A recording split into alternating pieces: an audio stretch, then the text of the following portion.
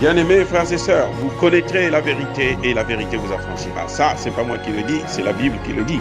Mais moi, je vous dis bien, vous connaîtrez la vérité historique, notamment celle de vos ancêtres kémites, et vous aurez une vision globale de ce que c'est que la vraie souveraineté politique. J'ajoute, vous reviendrez à la spiritualité africaine ancestrale et vous comprendrez les enjeux de l'indépendance économique.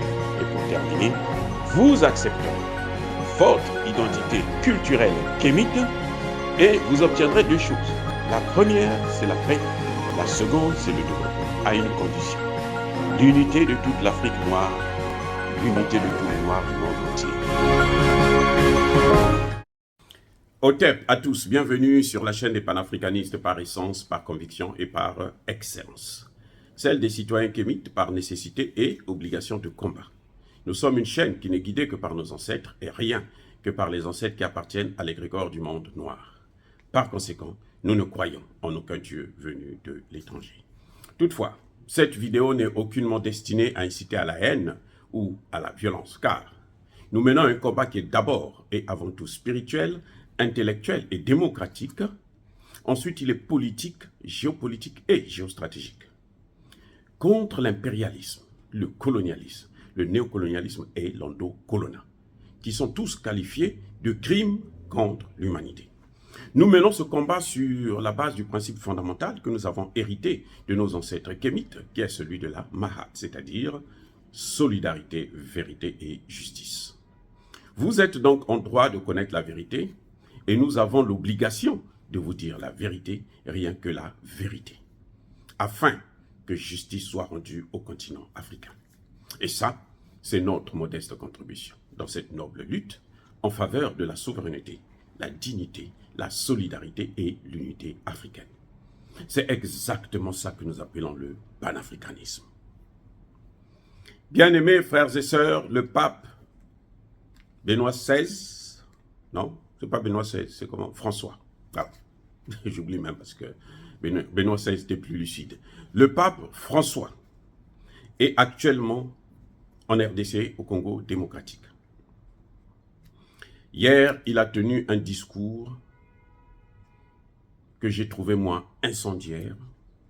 Un discours où le pape a apparu, a fait comme s'il était hors sujet. C'est un discours dangereux, où il a mis l'huile sur le feu. Le pape est venu finaliser la partition du Congo. Le pape est venu faire accepter les faits que le plus fort a gagné. Il avait déjà dit, que si l'Afrique subit l'impérialisme et le colonialisme, c'est à cause de son manque de courage de prendre des décisions, c'est-à-dire d'affirmer, d'assurer son indépendance, sa souveraineté. Il avait déjà insulté Kabila, plutôt Tshisekedi. Et là, il est venu sur le terrain, il a montré à tous ceux qui étaient là. Et Tshisekedi était le premier à acclamer. Est-ce que c'est par complicité parce que c'est un mondialiste? Ou bien est-ce que c'est par naïveté parce qu'il ne comprend rien du tout? Le pape, selon moi, en tant que docteur en sciences politiques, je dis qu'il est venu mettre l'huile sur le feu. Et son discours est un discours dangereux. Et je comprends pourquoi l'esclavage a été décidé par un pape. Je comprends pourquoi la colonisation avait trois piliers. Les missionnaires, les marchands et les militaires. Eh oui. Quand le pape parle de l'impérialisme politique, économique, mais il oublie l'impérialisme culturel des religions qui nous ont été imposées. Imposées, je dis bien. Pourquoi je dis que le pape a fait un discours incendiaire, un discours de partition, de division, de balkanisation du Congo démocratique? Écoutez et réécoutez le discours. Parce que vous avez peut-être seulement entendu. Écoutez ce discours à fond. Réfléchissez là-dessus. Vous allez constater que le pape n'a jamais prononcé le mot Rwanda. Le pape vous parle de réconciliation, il parle de paix, mais il ne parle pas de l'agression. Quand il parle, il a sorti une fois le mot agressivité, c'est pour dire que les Congolais sont agressifs.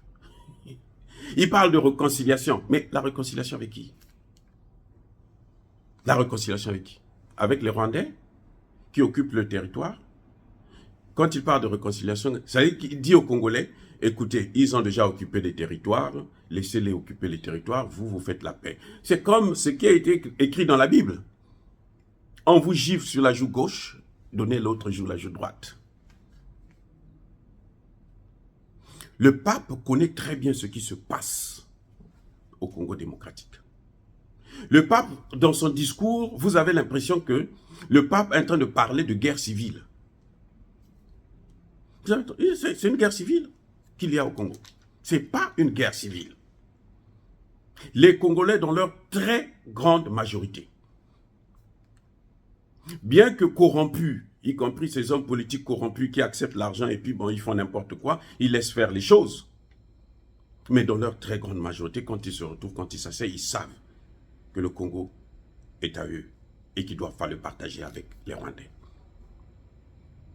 Aussi simple, aussi clair. Bien-aimés frères et sœurs, je suis un père de famille, moi. J'ai une femme, j'ai des enfants.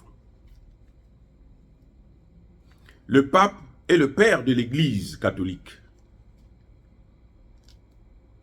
Il a des femmes, il a des enfants, il a des hommes, il a tout qu'il gère. Moi, quand mes enfants se disputent, avant de les mettre ensemble, de les réconcilier, je partage les responsabilités. Je dis, toi tu as fait ceci, c'est pas bon. Toi tu as fait cela, c'est pas bon. Grande sœur ou grand frère, tu as tapé le petit frère. Parce que le petit frère t'a insulté. Il n'a pas le droit de t'insulter, petit. Il n'a pas le droit d'insulter ton grand frère ou ta grande sœur. Grande sœur, pour corriger ton petit frère, tu n'as pas besoin de le taper aussi fort. C'est ton petit frère. Tu partages d'abord les responsabilités et tu les mets ensemble. Le pape a parlé, non, c'est Poutine qui a dit que la force se trouve dans la justice et la vérité. La force d'une nation, la force d'un peuple, la force d'un chef se trouve dans la justice et la vérité. Ça, c'est Poutine qui le dit, ce n'est pas le pape. Et moi, je vous dis qu'il n'y a pas de réconciliation sans le rétablissement de la vérité. Le pape n'est pas venu pour faire la religion, pour prier, non. Il est venu pour faire la politique internationale. La politique internationale, quand il parle de communauté internationale, le pape sait que la communauté internationale, ce n'est pas nous. Nous, on n'était pas là quand on a créé les Nations Unies. Il n'y a aucun pays africain qui était présent lors de la création des Nations Unies. Donc, quand le pape parle de la communauté internationale, il parle des grandes puissances. Et notamment les grandes puissances occidentales.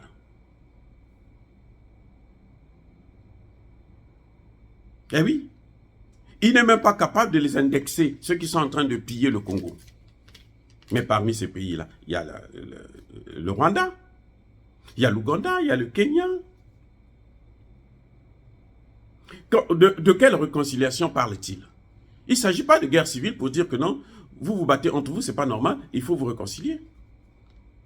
Le Congo n'a jamais fait partie du Rwanda. Il n'y a aucune portion du Congo qui fait partie du Rwanda, qui est une terre des Rwandais. Les Rwandais sont venus parce que chez eux, il y avait toujours des guerres. Et à l'époque de Mobutu, il a pris beaucoup de Rwandais qui sont devenus Congolais. Mais le mot Tutsi ou tout Rwandais, ça n'existe pas. Si vous connaissez l'histoire du Congo démocratique, vous allez savoir que le Congo démocratique faisait partie du Congo avec K, pas avec C, avec K. Et ce Congo-là, c'était le Congo-Brazzaville, le Congo-Kinshasa et l'Angola. Je vais vous apprendre une chose. La capitale ne se trouvait même pas au Congo-Brazzaville, ni au Congo-Kinshasa. La capitale se trouvait à Mbanza-Congo, c'est-à-dire en Angola. C'est ça le Grand Congo. Quand on parle du Congo, c'est ça le Grand Congo. C'est ces trois pays essentiellement. On parle du bassin du Congo, parce que c'est le bassin du Congo là. Ça s'étend jusqu'à Brazzaville, en Angola. Le fleuve Congo là, c'est pourquoi? Parce que c'était un même pays. Donc lui, quand il vient parler de réconciliation, vous ne pouvez pas parler de réconciliation là où il y a la guerre.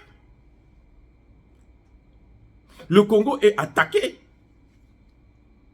Non, le Congo est attaqué, monsieur le pape.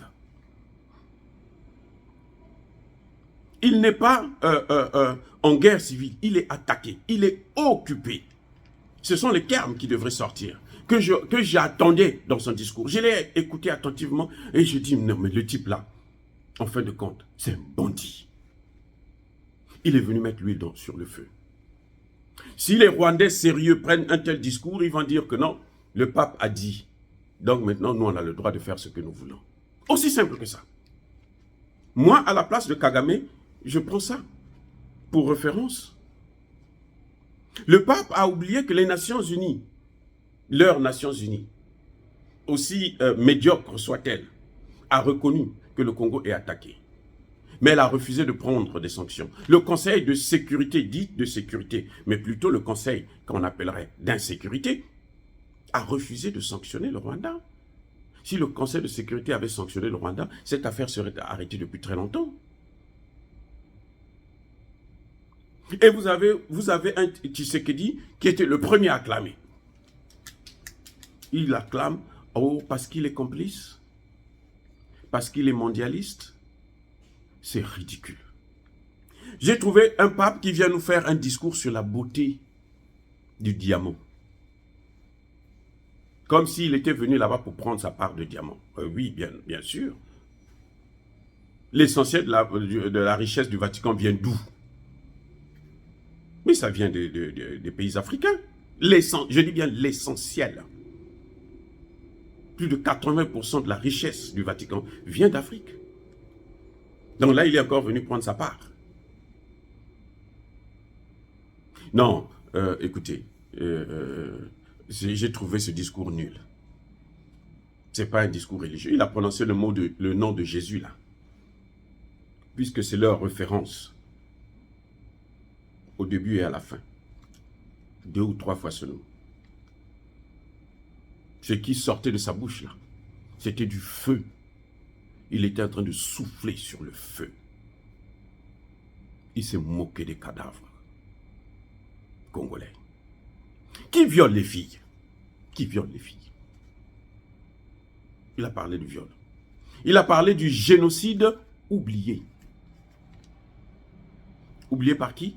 Et quel est l'auteur du génocide? Le pape vous a dit l'auteur du génocide? Non. Puisqu'il ne prononce pas le mot Rwanda. Il ne prononce pas le mot M23.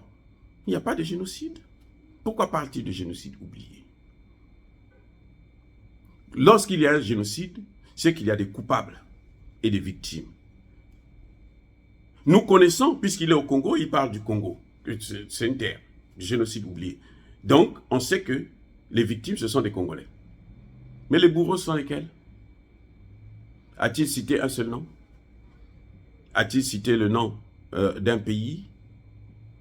Un pays dit civilisé, un pays démocratique, qui vient pour nous apprendre la démocratie. Voilà la démocratie. Hein. Vous qui aimez la démocratie, là, qui soutenez la démocratie. C'est ça la démocratie. Les puissances ont dit qu'il faut diviser le Congo. Voilà, il faut aller vers la division. Et on trouve un chef d'État qui est acquis à leur cause, qui vient pour finaliser la situation. Il cherche. Donc il a fait venir le pape, en fait, pour venir le consolider dans son action. Regardez. C'est un discours incendiaire. Il est venu, alors, il est venu tout brûler.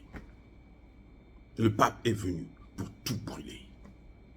Il est venu pour dire aux Rwandais, voilà, vous avez pris les terres, aux Congolais, maintenant, faites la réconciliation avec les Rwandais.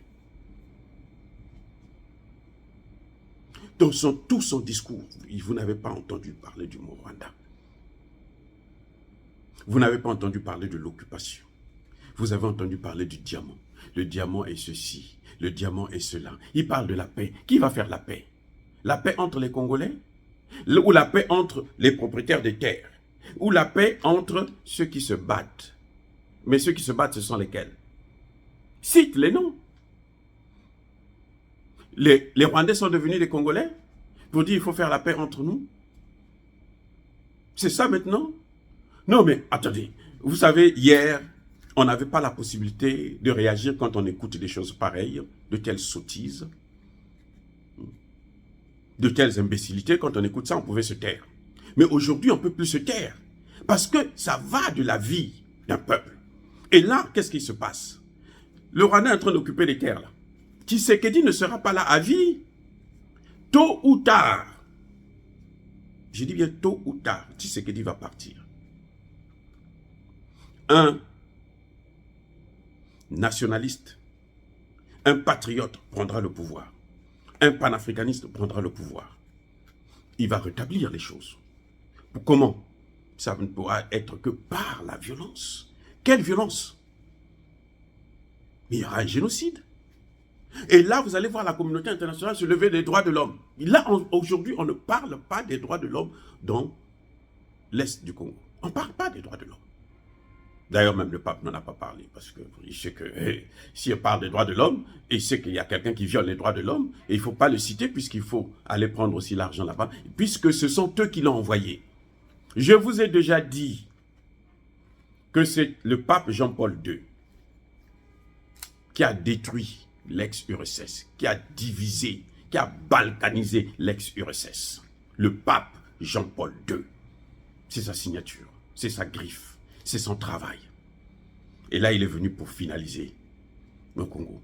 Et les 50 millions de chrétiens et leurs supplétifs des pays alentours qui sont venus l'écouter, tous ils vont soutenir ce discours. Alors que ce discours est en train de leur prendre ce qui leur appartient. C'est triste. C'est triste à pleurer, c'est triste de constater qu'un pape se déplace avec l'argent du contribuable congolais. Parce que c'est Tshisekedi qui l'a invité. Ce n'est pas le pape lui-même qui s'est auto-invité. Là, cette fois-ci-là, c'est Tshisekedi qui l'a appelé. Viens pour me soutenir. Parce que je suis en difficulté. Parce que ce que fait le Rwandais là, les Congolais n'acceptent pas ça, dans leur grande majorité. Donc il faut venir me soutenir pour que je puisse obtenir un deuxième mandat. Voilà l'objet de la visite du pape. Ce n'est pas pour venir prier pour bénir. Parce que quelqu'un qui vous bénit là, il doit être lui-même béni. Et quelqu'un qui ne dit pas la justice, qui ne rend pas justice, qui ne dit pas le droit, et qui ne dit pas la vérité, n'est pas béni et ne peut pas vous bénir. Je suis désolé de vous le dire. Oh, bien-aimés frères et sœurs, pour ceux qui sont chrétiens, je comprends que vous aimez Dieu. Mais le meilleur Dieu, c'est celui des Kémites, qui est basé sur 3 éléments. Vérité, justice, solidarité. C'est ça, le vrai Dieu. C'est celui-là, le Dieu que vos ancêtres ont cru. C'est celui-là que vos ancêtres ont suivi. Ces 3 éléments-là, ces 3 piliers-là. Ce n'est pas un Dieu qui est caractérisé par le mensonge. L'Occident, l'Italie fait partie de l'Occident, donc le Vatican fait partie de l'Occident. Selon Poutine, c'est l'empire du mensonge. Retenez-le. Vous allez voir dans quelques années, quand le Rwanda sera bien assis dans l'Est du Congo, quand l'Est du Congo appartiendra aux Rwandais, c'est pour ça que vous voyez que le Rwanda a accepté de prendre les réfugiés anglais pour les amener au Rwanda. Mais c'est parce que, en échange, c'est la terre, là. C'est là-bas qu'ils vont aller pour aller exploiter les matières premières, au détriment des Congolais. C'est ça, la réalité, que vous ne comprenez pas. Et le pape est venu lui donner la bénédiction à Kagame. Que nous avions décidé, tu es en train de faire un bon boulot. Eh oui, c'est ça le problème que nous avons. Oh, bien-aimés frères et sœurs, dire cela, c'est inciter à la haine ou à la violence. Non, nous devons rendre justice. Le Congo doit avoir ce qu'il mérite, c'est-à-dire l'intégrité territoriale. Quand le pape parle, le pape a sorti le mot intégrité territoriale. Mais l'intégrité territoriale, c'est quoi? Qui est en train de diviser le Congo? Ce n'est pas les Congolais. Parce que lui parle de... C'est comme si lui disait qu'il y avait la guerre civile. Non, il ne faudrait pas vous séparer, rester ensemble. Avec les Rwandais, avec les Ougandais, avec les Kenyans. Oh, c'est malheureux que les Congolais, en ce 21e siècle, nous sommes à l'ère du Verseau, que les Congolais continuent à dormir, notamment les autorités, les grandes personnalités, les influenceurs, les artistes congolais continuent à dormir face à des discours aussi ridicules. C'est méchant. Voilà la méchanceté du pape. Elle est dans la soutane. C'est grave. Bien-aimés frères et sœurs, je demande au Dieu de Kémit, et je persiste et je signe, qu'il vous bénisse abondamment. Mais que tous ceux qui déstabilisent, encouragent la déstabilisation, la partition du Congo, le chaos maîtrisé, le pillage des ressources du Congo et d'Afrique, qu'ils soient blancs ou qu'ils soient noirs, ou même qu'ils soient papes, qu'ils soient évêques, qu'ils soient dits hommes de Dieu, nous demandons qu'ils soient maudits, qu'ils soient punis, qu'ils soient foudroyés, qu'ils soient neutralisés par le Dieu de Kémit et par nos ancêtres angélisés. Vive l'Afrique éternelle, vive le Congo indivisible. J'ai dit et j'assume.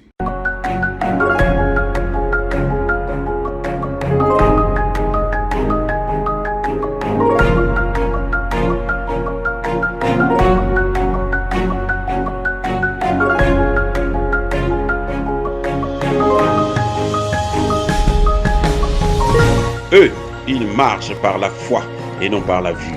Mais moi, je vous conseille vivement de marcher par la connaissance scientifique et historique, notamment celle de nos ancêtres kémites, par les 5 sens et par l'intelligence. À vous, à Pierre.